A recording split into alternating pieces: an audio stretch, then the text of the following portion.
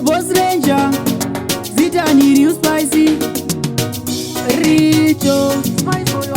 Wengos Joras and Ando, Wengos Joras and Ando, Wengos Joras and Ando, Wengos Joras and Ando.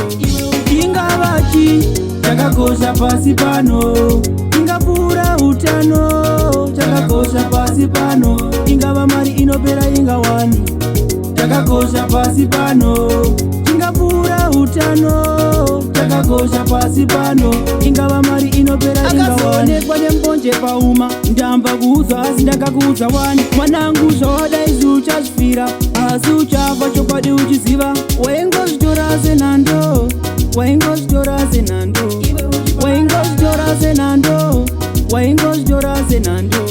Kinga Vachi, Chakakosha Pasipano, Kinga Pura Utano, Chakakosha Pasipano, Kinga Vamari Inopera Inga Wani, Chakakosha Pasipano, Kinga Pura Utano, Chakakosha Pasipano, Kinga Vamari Inopera Inga Wani. Taitombo venavo, Pana Sisilo Katia, Takambo Faranavo, Asiva Kasotisia, Aiwa Jirwere Jiriko, Cholera, HIV, Jirwere Jiriko, Gonorrhea.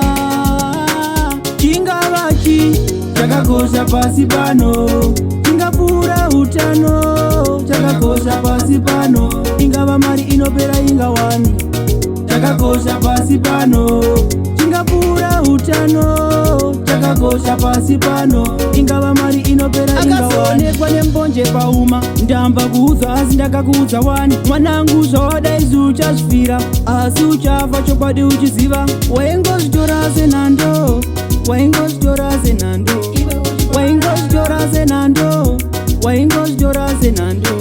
Kinga Vachi, Chakakosha Pasipano, Kinga Pura Utano, Chakakosha Pasipano, Kinga Vamari Inopera Inga Wani, Chakakosha Pasipano, Kinga Pura Utano, Chakakosha Pasipano, Kinga Vamari Inopera Inga Wani. Taitombo venavo, Pana Sisilo Katia, Takambo Faranavo, Asiva Kasotisia, Aiwa Jirwere Jiriko, Cholera, HIV, Jirwere Jiriko, Gonorrhea.